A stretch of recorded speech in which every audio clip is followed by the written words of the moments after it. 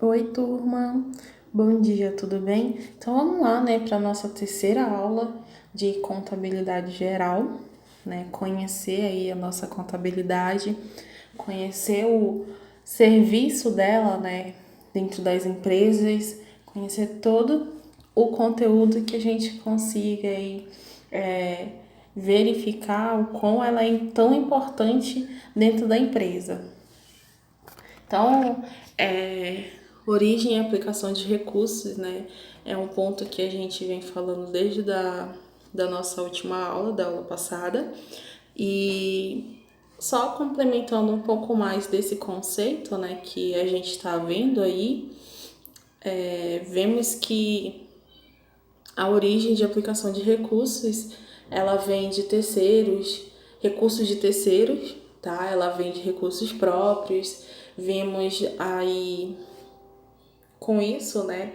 Sabendo que ela é de recursos terceiros e recursos próprios, a gente chegou a ver no conteúdo que passou todo o ativo, toda a aplicação ativa desses recursos, toda aquela formação de patrimônio e suas variações, né? A despesa e receita, noções de débito e crédito. E aí a gente vai dar mais ainda uma continuada nesse assunto, né? Que aborda aí todas essas origens de aplicações. Que aí é de suma importância novamente, né? Saber todo esse conceito para futuramente a gente identificar no nosso balancete patrimonial. Vimos exemplos de balancete, né? Cujo aí só vai aumentando. Quanto mais aquela empresa tem entrada e saída de produto, entrada e saída de valores, mais o balancete vai crescendo. Então aí a gente tem que saber onde colocar, né, cada esses conceitos dentro do nosso balancete. Então vamos lá, vamos conhecer mais um pouco, só acrescentando mais, né? Dentro dela temos os fatos contábeis, tá? Que conceitua aqui pra gente fatos contábeis, né, ou fatos administrativos. São uma ocorrência que tem feito a alteração da composição do patrimônio, seja em seu aspecto qualitativo ou seu aspecto quantitativo. São todos os eventos que ocorrem na empresa possíveis de se determinar um valor monetário. Então, quando fala de fatos contábeis, há um registro de um fato contábil, tá? Nunca esqueça disso, que ele pode ou não alterar o valor do nosso patrimônio líquido dentro da empresa. Então, esses registros de um fato contábil, ele também pode ser classificado em três grupos, tá? O fatos contábeis permutativo, qualitativo ou compensativos, tá? Não esquece isso em hipótese nenhuma, porque é um ponto que a gente vai ver lá na frente. A gente começa com conceito, né? E lá na frente a gente acaba se encontrando novamente aí na nossa praticazinha dos cálculos, que a gente vai enfrentar, né, ao longo da nossa aula. Então, esse registro de um fato contábeis, tá? Ele não altera, ele pode ou não alterar o valor do patrimônio líquido dentro da empresa, tá? Onde eles se classificam em três grupos. Primeiro aí que eu coloco para vocês, tá? É os fatos contábeis permutativo, qualitativo ou compensativos. Temos os fatos contábeis modificativo ou quantitativos, tá? E os fatos contábeis misto ou composto, tá bom? Então, esses três grupos, né, que se classificam aí, a gente vai conhecer melhor cada um deles, tá? Aqui, permutativo, qualitativo ou compensativos, turma.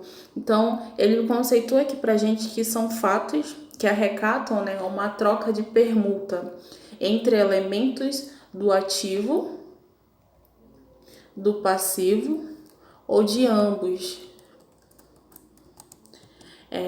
Porém, né, sem provocar alteração no patrimônio líquido e alterando apenas a composição qualitativa dos elementos pertencentes ao patrimônio.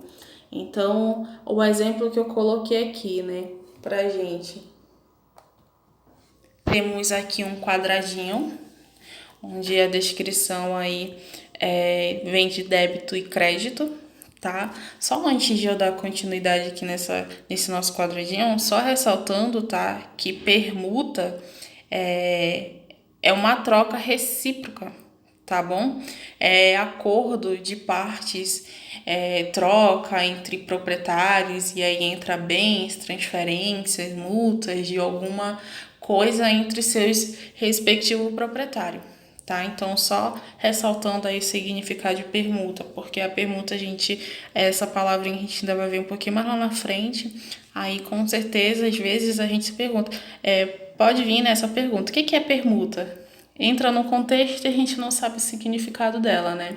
Então, é uma troca, tá? Recíproca aí, acordo em que as partes trocam entre si propriedades, bens, transferência multa de alguma coisa entre seus respectivos proprietários, tá bom? Permuta aí, a gente pode também, permuta de casas, de bens, de automóveis, e assim vai, tá? Então, só ressaltando aí essa palavrinha que até tá entre parênteses, né, aqui, ó, no nosso contexto, tá bom? E aí, voltando para o nosso exemplo, eu coloquei um exemplo aqui, um quadradinho, né, que ele coloca pra gente aí nesse quadrado débito e crédito.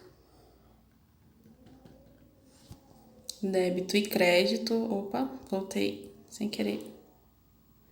Débito e crédito tá aqui, tá? Dentro desse débito e crédito, temos, vou mostrar logo tudo aqui para vocês.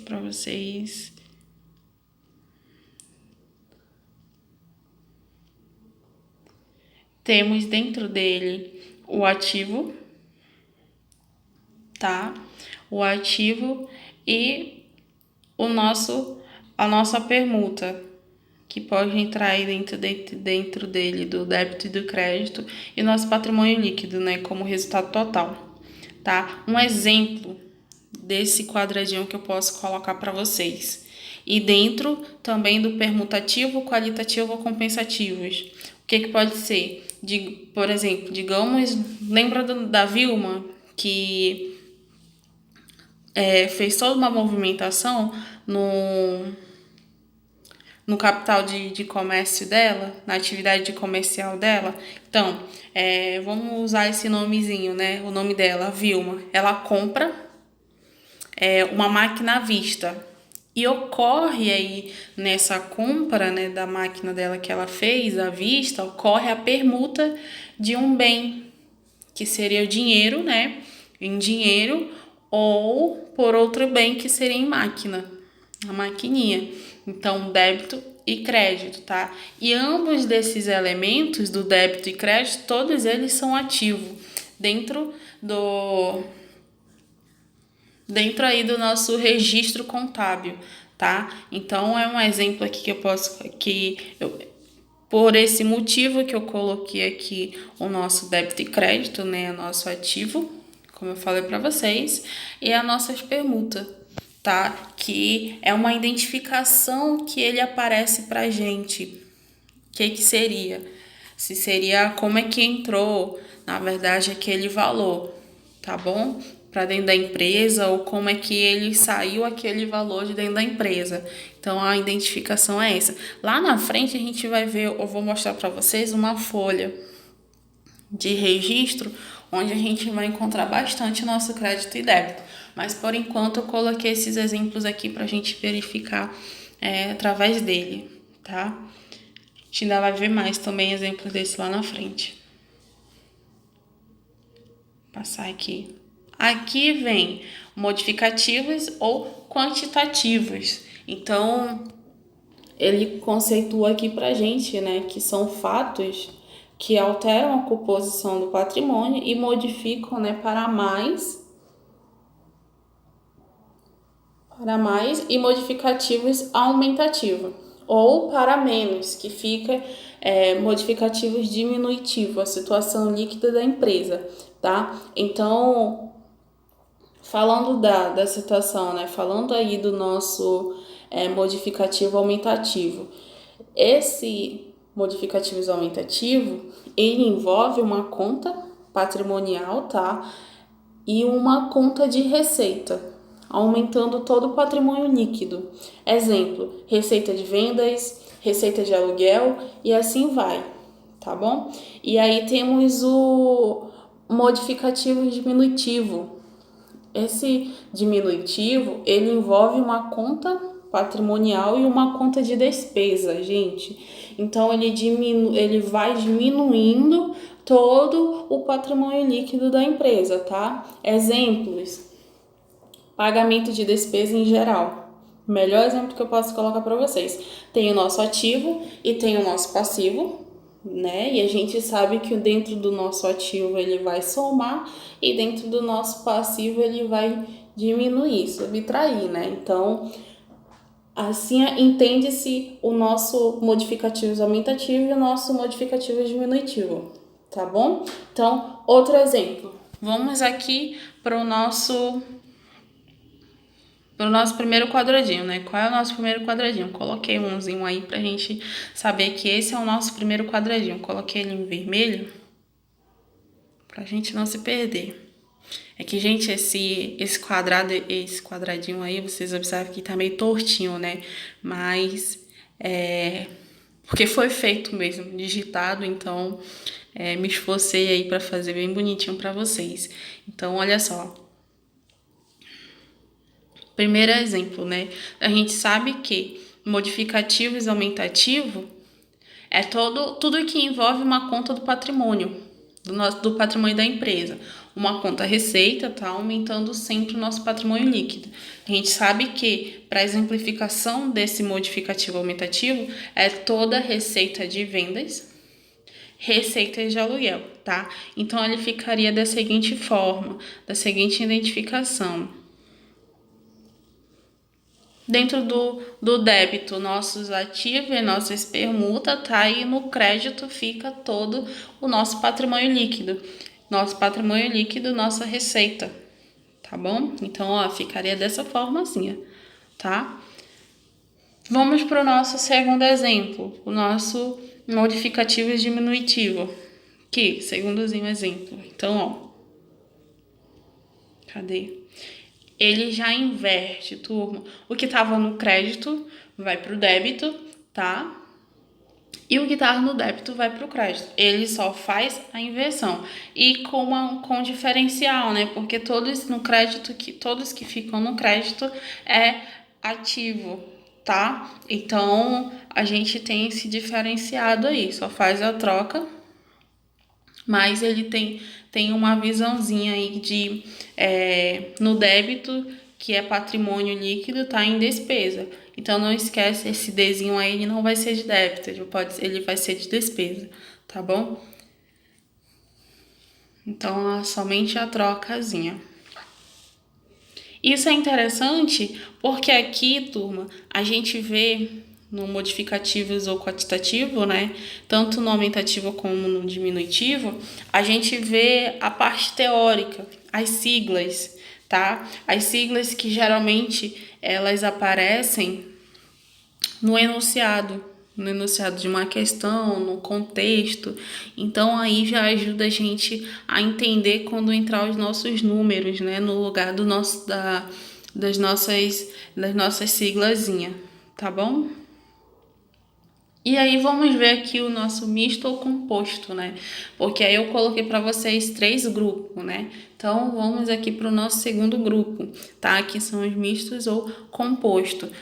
Dentro dele, ele conceitua pra gente que são os que envolvem simultaneamente um fato permutativo ou qualitativo e um fato modificativo e quantitativo, alterando o patrimônio líquido, ou seja, a troca de elementos patrimonial com lucro ou prejuízo. Então, olha a situação que a gente pode encontrar no misto ou composto. Então, no misto aumentativo, ele fala aqui pra gente que envolve 2 ou mais contas patrimoniais. Uma ou mais contas de receita, né, venda com lucro ou aumento de patrimônio líquido. Então, exemplo que eu posso colocar nesse misto aumentativo. que seria, né, esse envolvimento que ele coloca aí, 2 ou mais contas patrimoniais ou uma ou mais de contas de receita, né, vendas com lucro ou aumento. Um exemplozinho bem legal pra gente, que eu vou colocar aqui, é recebimento de duplicatas com juros, tá? Tem aí outro exemplo, pagamento de duplicatas com desconto. Temos reforma de dívida com desconto, vendas com lucro, pagamentos de obrigações com desconto. Então, esse é um misto aumentativo, tá? Onde ele conceitua pra gente, esse é o exemplo do misto aumentativo, onde ele conceitua pra gente aí que envolve 2 ou mais contas patrimoniais, venda com lucro, aumento e assim vai, tá bom? E aqui tem um exemplozinho, tá? Do nosso mistozinho aí. Temos a tabelinha aqui, olha só como ele mostra pra gente, né? No débito, tá? E no crédito. Então, aí tem o nosso ativo e permuta, tá? Todo o ativo dentro da empresa, entrando como débito. E o crédito, permuta, receita, patrimônio líquido, tudo envolvido. E vamos aqui para o nosso misto diminutivo. Ele fala para a gente que envolve 2 ou mais também contas patrimoniais ou mais contas de despesa. Olha a diferenciação de um para o outro, né? Um ele coloca contas de receita, né? E outra ele coloca contas de despesa. Venda com prejuízo e acaba aí diminuindo nosso patrimônio líquido. Então, outro exemplo, colocando aqui, bem legal para a gente entender, né, como é que pode ser uma venda com prejuízo para diminuir nosso patrimônio líquido. Diminutivo, a gente coloca recebimento de duplicatas com desconto, pagamento de duplicatas com juro e reforma de dívidas com juro. Então, vendas com prejuízo diminui o nosso patrimônio líquido e aí a gente observa que no diminutivo tudo vai de uma forma bem negativa para dentro da empresa, né? Então, evitar situações. E o exemplozinho que fica, ele já muda, né? Aqui todo a formulazinha, né, do débito e crédito. Já tem aí patrimônio líquido no débito, aí já tem toda o ativo, a permuta, a despesa, né, que ele coloca aí no débito. Temos o patrimônio líquido e a permuta e o ativo no crédito, tá? Então aí é representativo ao nosso misto diminutivos. Misto ou composto, né? Continuando aí que ele ainda conceitua pra gente nesses 2 pontos que ele fala, aqui ele coloca pra gente os fatos contábeis, altera o patrimônio sobre os seus 2 aspectos básicos, o qualitativo e o quantitativo, e ao analisar os fatos permutativos, observa-se que estes provocam variações estritamente qualitativas, isto é, modifica-se apenas a natureza dos elementos patrimoniais envolvidos.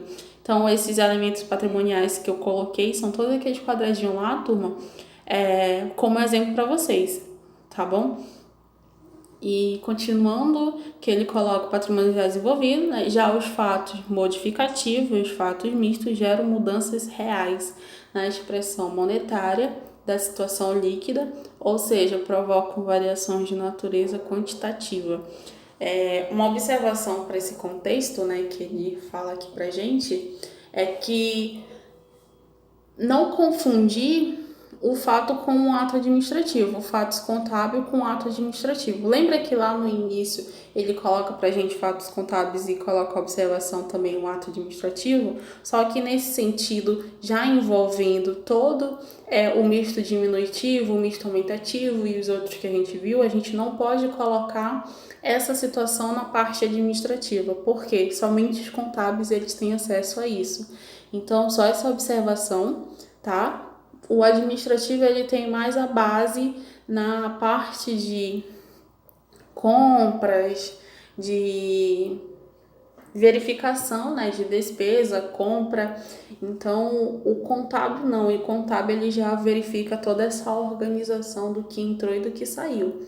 Como se fosse o administrador só gasta. Só um exemplo, né? O administrador está ali para representar a empresa, comprar todos os bens para a empresa, verificar todas as compras possíveis, mas o contábil não. Ele vai verificar a situação do que o administrador está realizando, tá bom? Então, há essa diferenciação aí e há também, para a gente não se confundir esse fato, né? Fatos contábeis com o ato do administrativo, tá bom? Embora os dois trabalham junto, tá? O ato do administrativo, ao contrário do fato contábil, né? Ele não produz assim imediatamente qualquer alteração no patrimônio. Não. E ele não deve ser registrado na contabilidade. O ato administrativo, tá?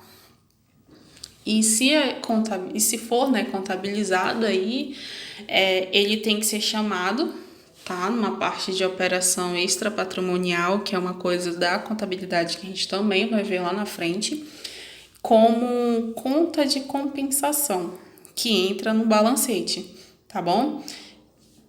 E aí encarrega o emprego, desempenha toda determinada tarefa, constitui aí o ato administrativo, passa a verificar valor de salário e vai fazendo alteração do patrimônio da entidade, tá? Então aí N situações da nossa contabilidade, né?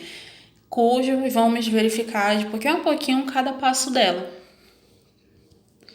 E aí, do mistos e composto, temos o nosso livro diário, tá? Que ele conceitua pra gente. É bem interessante o nosso livro diário, porque muitas empresas, além do sistema que elas utilizam, loja, a gente vê muito esses diários. As empresas de grande porte, difícil usar, mas uma ou outra ainda usa o diário, mas empresas de grande porte, ela já... ou de pequeno, na verdade, pequeno porte, ela usa bem bonitinho, é bem organizada. Além do sistema, ainda usa o livro diário. E aqui ele conceitua pra gente. O livro diário é o livro contábil de preenchimento obrigatório exigido por lei e de maior importância, onde são lançadas as operações diárias de uma empresa. Nele são registrados fatos contábeis em partidas dobradas, ou seja, os totais débito e crédito, que deverão ser sempre iguais, sendo a conta débito lançada e sempre antes da conta crédito. Então, muitas delas utilizam mais a forma digital, né? Mais a forma em sistema, e outras já utilizam já o livro mesmo, já tem o livro próprio, tá? Que se utiliza dentro da empresa. E aí, com isso, ela acaba se tornando suas principais características aí. São bem obrigatórios, tá? Obrigatório é a utilização, verificação cronológico, é fundamental todo o processo contábil, esse livro diário, tá bom? Aqui ele conceitua mais, ele ressalta pra gente, né, que o livro diário tradicional pode ser substituído por fichas contínuas em forma de safonas, soltas ou avulsas, tá? Porém, a adoção desse sistema não inclui a empresa de obediência aos requisitos intrínsecos previsto na lei fiscal e comercial para o livro diário. Então, toda empresa, tá? As empresas aí que utilizam essas fichas são obrigadas a adotar o livro próprio para a inscrição das demonstrações financeiras, tá bom? Então, bem legal, bem interessante o livro diário, porque quem for realmente da área, ele vai estar utilizando ali esse livrinho diário.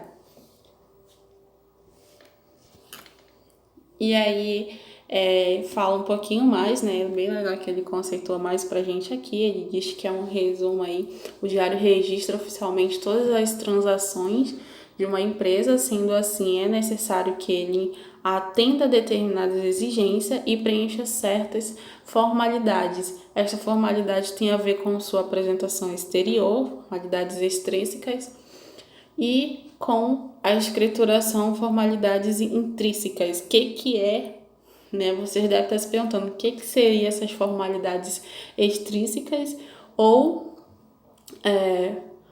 a escrituração ou a formalidade intrínsecas. Calma, a gente vai ver todos esses três, tá? Tanto a extrínseca como a escrituração e como a intrínseca. Coloquei aqui exemplo bem legal, identificando todas as três, tá bom? Então, só uma observação aqui, nesse contexto que ele fala pra gente, é que o livro diário, tá? Ele foi instituído aí pelo decreto em lei de 486, tá? Do 3 de 69, tá bom? Se vocês quiserem tá pesquisando um pouquinho mais sobre esse livro diário, toda a lei dele, tudo que rege nele lá, todo o regulamento, tudinho. Se bem que o regulamento dele, né, pelo decreto, é a lei de 64.567, tá? De 22/5/69. Então, aí vocês podem estar fazendo a pesquisa para se aprofundar mais aí sobre toda a lei, né, que ampara aí, todo o regulamento que ampara o nosso livro diário. Imagina, né? Lei que foi instituída aí no dia 3/3/69. Olha o tempo aí, né? Sendo utilizado, tá bom? Então, vamos continuar. Aqui, formalidade extrínseca, né? Essas formalidades que tem, tá? Do livro diário, como eu falei, né? A extrínseca, ela tem toda uma apresentação exterior, tá? E tem todo um dever a ser realizado. Então, aqui é um deles. O livro diário deve ser encadernado, tá? Ter suas folhas numeradas, na verdade, tipograficamente. Se for empresa, deverá ser autenticado pelas juntas comerciais ou repartições encarregadas do registro do comércio. Se for sociedade simples ou entidade sem fins lucrativos, deverá ser autenticado no cartório de registro civil das pessoas jurídicas e conter termo de abertura e de encerramento na primeira e última página, respectivamente, devidamente preenchido e autenticado. Então, esse profissional contábil é uma das atividades que ele realiza rigidamente, tá, dentro das empresas, dentro da empresa em que ele atua, em que ele trabalha, tá bom? É a formalidade extrínseca, tá? Que se deve aí nesse livro diário. Deixa eu passar aqui pra gente.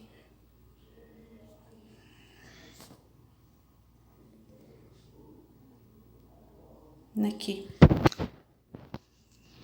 Coloque aqui um exemplo, não sei se vocês conseguem enxergar, mas aqui tá bem simples, bem enxuto, né?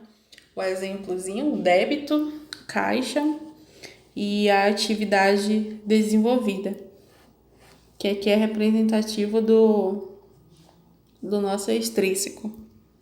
Mas aqui é o livro diário contábil, tá? Aqui é o campo que fica em aberto, como a gente viu, né? Que ele tem que ser datado, que ele tem que ter que ele tem toda uma regrazinha que se segue, né?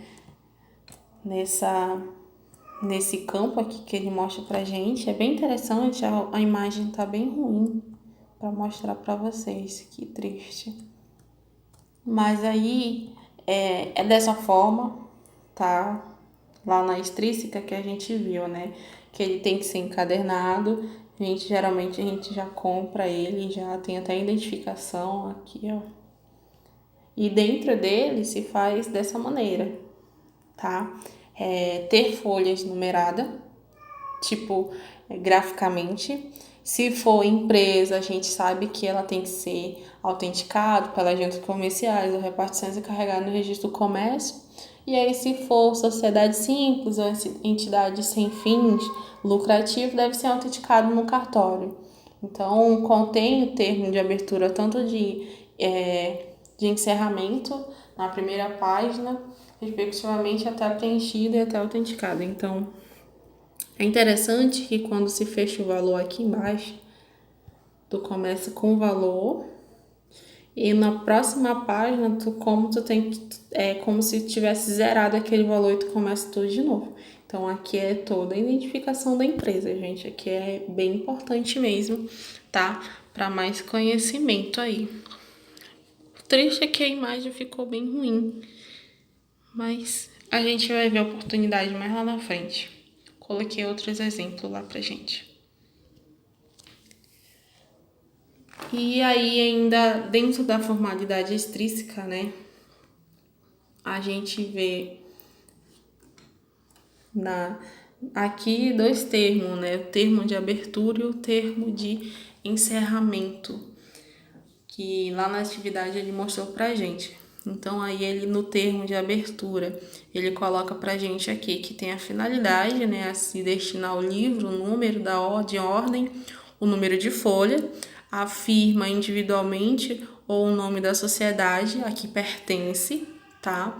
O local da sede ou estabelecimento, o número e data do arquivamento dos atos constitutivo do órgão de registro estipulado e o número de registro do Cadastro Nacional de Pessoa Jurídica, o CNPJ, tá bom? Então, para abertura desse livro, para início de identificação, a gente tem que colocar isso. Isso é o termo de abertura, tá bom? E aí o termo de encerramento indica o fim, o que se destinou o livro, o número de ordem, o número de folhas e a respectiva firma, tá? Individual ou sociedade mercantil. Então, uma observação podemos colocar na extrínseca que esses termos, na verdade, eles serão todos datados, todos assinados, tudo pelo comerciante ou até mesmo pelo procurador da empresa ou por um contabilista legalmente habilitado, tá bom?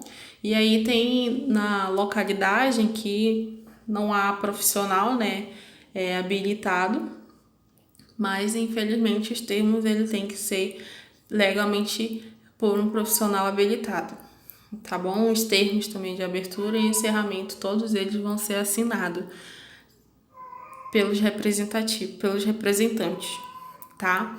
E aí, essas formalidades, se essas formalidades, caso não for respeitado, turma, todo o termo de abertura e o termo de encerramento não respeitarem isso, aquela empresa não saber respeitar, o diário ele acaba sendo completamente invalidado, passando a fazer prova, tá, apenas contra o próprio contribuinte. Então aí é sempre bom andar na legalidade, né, que fica tudo mais fácil. E aqui a gente tem a formalidade intrínseca, que ele traz pra gente a utilização do idioma nacional e da moeda corrente do país dentro, tá, do nosso livro contábil, tá bom? O uso da linguagem mercantil, individualização e clareza dos lançamentos nele feito, o registro dos fatos em rigorosa ordem cronológica de dia, mês e ano, a inexistência da escrituração de intervalo em branco, estrelinhas, borrões, rarusa, emendas ou transporte para as margens, tá? Então, não pode, zero, tá bom? E essas formalidades também, da formalidade intrínseca, se elas também não forem respeitadas, elas vão ser também invalidadas apenas no registro onde ocorre, tá? Onde ela teve aí o seu registro. Não cumprindo isso, elas vão ser todas invalidadas. E aí temos aqui a nossa escrituração manual, né, que ele traz pra gente. Ele cita aqui que é necessário que o livro contenha a data da operação, toda a transação, título de conta, débito e conta crédito, valor do débito, do crédito e histórico. Interessante que o histórico são todos aqueles fatos, na verdade são alguns dados fundamentais sobre toda a operação registro. Exemplo aí, número da nota fiscal, cheque, terceiros envolvidos e assim vai. Então, o histórico ele deve ser sempre o mais breve possível, escrito de uma forma reduzida.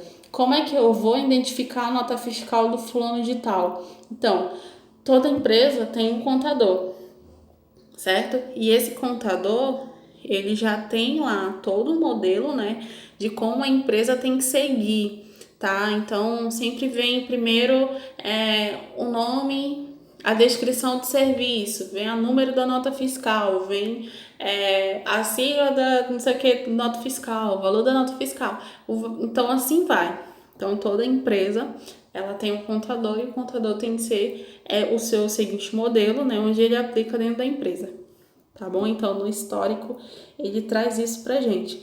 Uma outra observação também na escrituração manual é que todas as empresas, independente do seu porte ou tipo societário, todas elas são obrigadas a efetuar a escrituração contábil. Cabe aí destacar ainda que o regime tributário que a empresa venha a se utilizar, né, também não pode interferir quanto ao assunto da escrituração contábil, tá bom? E também relembrando esse ponto bem importante. E aí tem autoridade para emanar todo esse tema, tá? Que é tão importante aí no nosso CFC, né? Que é o Conselho Federal da Contabilidade. Então, para esses profissionais da contabilidade, eles são obrigados a prestar conta de tudo que entra e de tudo que sai dentro da empresa, seguindo esse espaço, a intrínseca, a extrínseca e a escrituração manual. E aí, continuando, né? A gente deixa de conhecer o nosso livro, a gente vem para o livro Razão, né? Que ele coloca aqui pra gente. É legal conhecer também o livro Razão pelo que ele desenvolve. É bem interessante, turma. Então, olha só, ele conceitou aqui pra gente, né? Que a razão é um livro fundamental ao processo contábil e exigido aí pela legislação brasileira para empresas cuja tributação do imposto de renda seja com base de lucro real. Em virtude de sua eficiência, ele é indispensável em qualquer tipo de empresa. Por meio do razão, é possível controlar separadamente o movimento de todas as contas, o controle individualizado das contas. É importante para se conhecer os seus saldos, possibilitando aí a apuração de seus resultados e a elaboração de demonstração contábil, como o balancete de verificação do razão, balanço patrimonial e etc. Então, dentro desse conceito, eles são detalhados, tá? Todo esse envolvimento aqui da verificação, do balancete de verificação do razão, do balanço patrimonial, do que é fundamental ao processo contábil, né? Pela razão, todos eles são bem detalhamento, né? Por uma conta individuais, tá? Dos lançamentos realizados aí no diário, tá bom? Então, sendo usado aí para resumir e totalizar por conta ou subconta da empresa. E aí é lançado. Antigamente, a razão ela não existia. A razão, na verdade, ela existia apenas em forma de livros, onde se atribuiu o título de uma conta por cada página. Pronto. Agora não, agora ela tem mais esse detalhamento aí para ser seguido e para ser praticado, tá? Que é todo lançamento realizado no diário, e aí se resume totalizar por conta ou subconta do lançamento que foi feito no diário, tá? E aí ele conceitua mais pra gente, né? Ele fala aqui que o livro Razão desta forma: havia uma página para a caixa, outra para o banco, outra para estoque, e assim por diante. Então, com o passar do tempo, as folhas avulsas foram substituindo as páginas do livro, sendo muito comum o uso das fichas razão, que hoje em dia, e é dispensado, né, a autenticação ou registro do livro pelos órgãos competentes. Isto porque o razão é a cópia autenticada do que foi escriturado no livro do diário. Então, a escrituração, tá? Ela tem que ser obedecida aí diante as regras da legislação comercial e fiscal aplicável ao lançamento em geral, tá bom? Então, mediante aí dessa escrituração. E da escrituração, passei. Da escrituração temos a manuscrita do livro Razão, onde deve conter no mínimo as seguintes informações. Aí ele coloca pra gente, né? O nome da conta, tá? Data do lançamento, dia, mês e ano de ocorrência de fato que alterou o valor do competente patrimonial. Contrapartida é a conta que completa o lançamento de outra conta que está sendo escriturada. Histórico do lançamento, descrição do fato administrativo, do evento registrável da escrituração, débito e crédito, indicação do valor que será acrescido, né, ou diminuído no saldo da conta, saldo diferença entre o somatório do débito e o somatório do crédito. E o nosso D e C, né, que é indicação da natureza de saldo, devedor e o credor. Então, ressaltando aqui como observação, né, para essa escrituração de manuscrita do livro de razão, é que se for usada a escrituração mecanizada, além deste item, ele deve conter também todo o número da folha correspondente no livro diário. Então, se você for fazer de uma forma bem mecanizada essa escrituração, tu vai também ter que ter vai ter que conter aí todo o número da folha correspondente no livro do diário, tá? Então, a gente sabe, né, que a escrituração manuscrita do livro do razão, ela tem que conter essas seguintes informações, que são de suma importância, é necessário e não pode ter nenhum erro nem rasura também. Aqui é o exemplo do nosso modelo de razão. Então, conta, tá? Conta, caixa. Por quê, né? Tem que estar identificado. Porque, tem empresas que ela trabalha só com o banco, tá? Digamos aí que ela trabalha somente com a caixa econômica. Tranquilo, é até mais tranquilo para aquele contador, porque lá ele não vai precisar de todo o extrato bancário de todas as outras contas. Ele vai precisar somente do extrato bancário da conta da Caixa Econômica. E ruim fica para aquela empresa, principalmente empresa que trabalha com várias contas. Tem conta do Bradesco, tem conta da Caixa, tem conta do Brasil e Santander e tal. Então, essas empresas que têm mais de uma conta, obrigatoriamente, o contador aí ter que puxar todo o extrato bancário de todas as contas do mês, tá bom? Então, como todo mês temos que prestar conta à contabilidade, todo mês a contabilidade vai exigir o extrato bancário e exigir tudo que saiu e tudo que entrou, conforme está ali no extrato bancário. Isso é bem interessante, por quê? Porque às vezes o contador ele só recebe todas as informações. E quem praticou todas essas informações foi lá o RH, foi o profissional de compras, foi um gestor administrativo. E aí esse camarada eles vão ter que prestar conta toda para contabilidade. E aí ter várias contas, turma, é bem cansativo. Digo isso por experiência própria. Já trabalhei e a empresa tinha mais de 2 contas. Então aí procurar todas as informações, tudo que entrou, tudo que saiu, e a movimentação de capital era muito grande mesmo. E tinha que seguir as regras, contabilidade é contabilidade, tá? prestação de conta, prestação de conta. E aí a gente seguia sempre esse modelinho aqui. Identificação do banco, datado, todos vêm datado, todos numerados. Contrapartida, vem identificação do que é, tá? Vem aí o histórico, valor referente à compra de veículo, olha só, conferente tal número, conferente à nota fiscal do número tal. Então é dessa forma que a gente vai identificando, aquele profissional vai identificando e vai verificando junto com o documento, tá? Aqui é o modelo.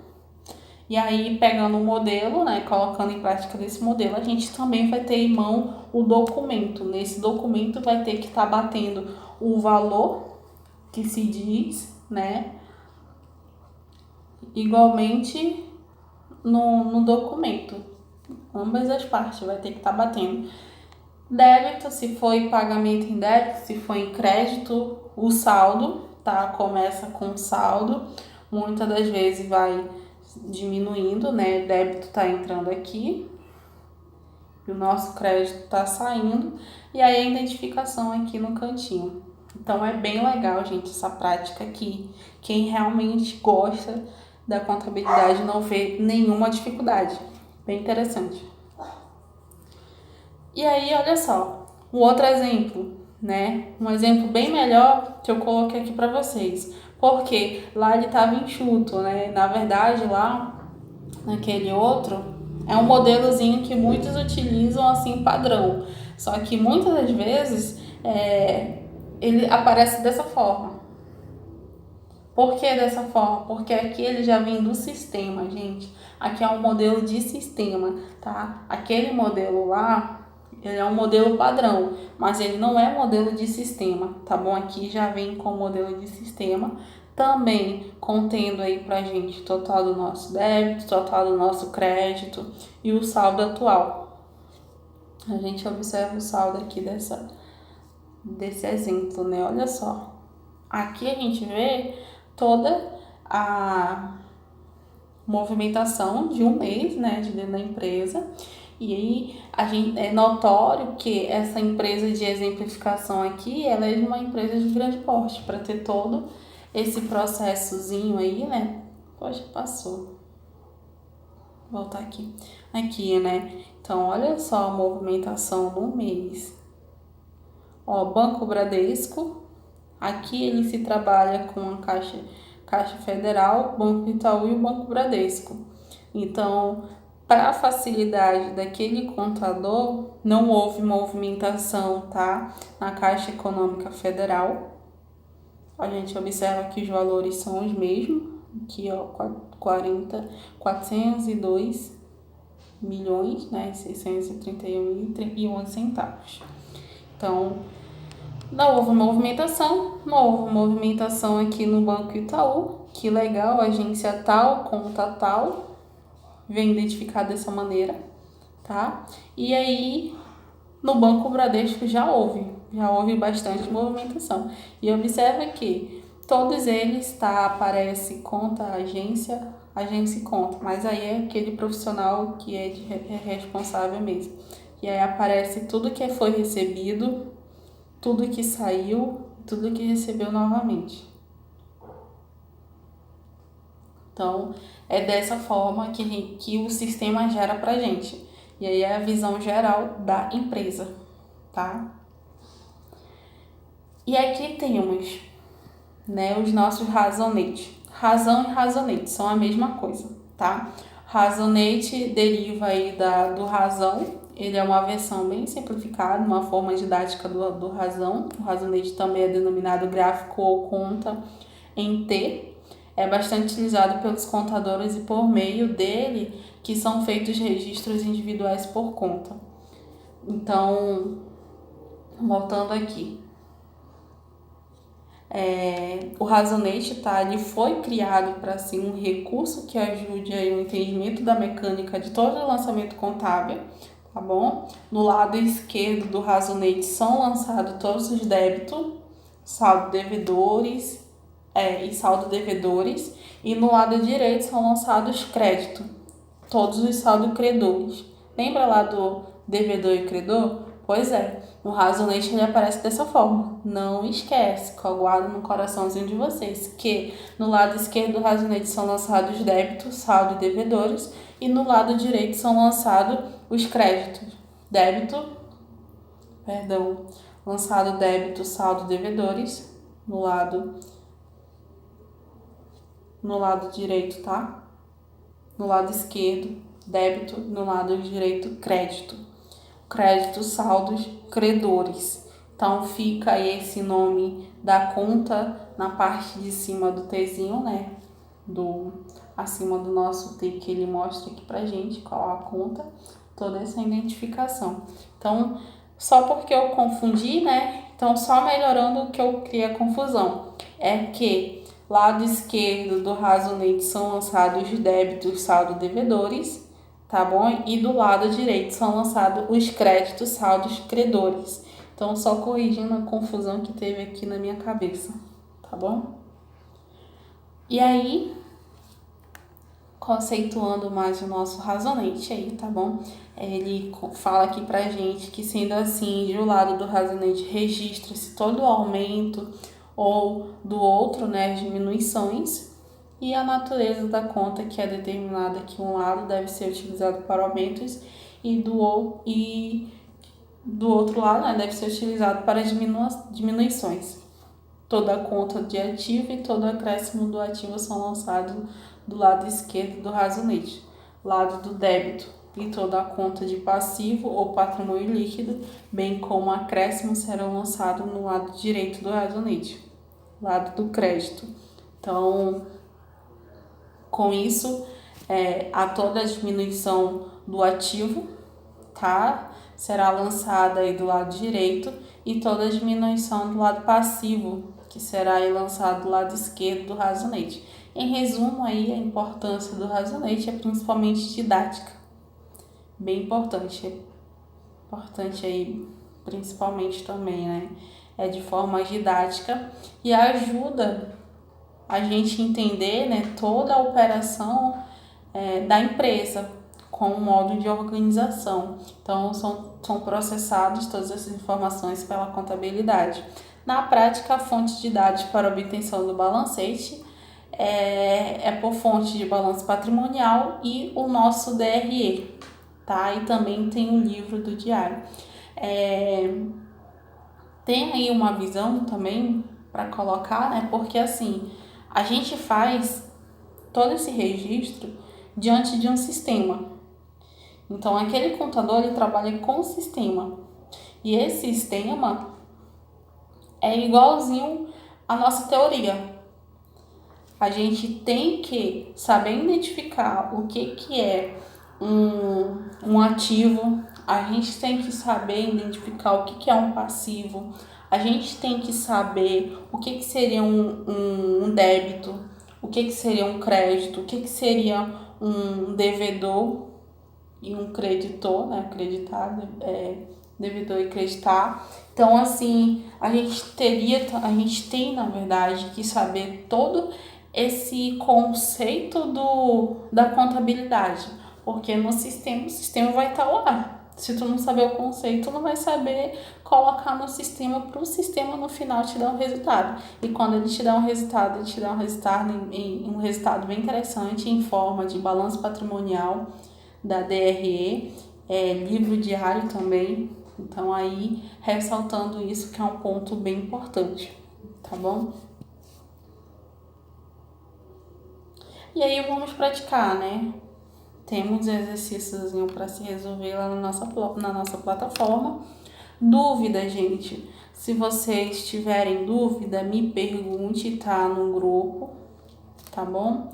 Em relação à nossa atividade, vai ser daquela forma que está lá, tá? Se aparecer vermelhinho para vocês, mesmo estando certo, não se preocupe, porque eu irei corrigir. E aí, quando eu corrijo, ele automaticamente ele aparece verdezinho para vocês. E quando eu vou corrigir, eu coloco sempre também, se vocês, em questão que vocês vinham errar, eu sempre vou colocar lá no feedback uma descrição pontuando onde foi que tu errou, para que futuramente, né, a gente venha precisar daquela informação, tu sabe onde foi que tu errou e aí a gente não erra mais, né? Então, minha correção, tá, é essa das duas últimas atividades eu fiz dessa forma, tá? Eu coloquei lá um feedbackzinho para vocês verificarem onde foi que errou e onde foi que... E quem não errou, não coloquei feedback,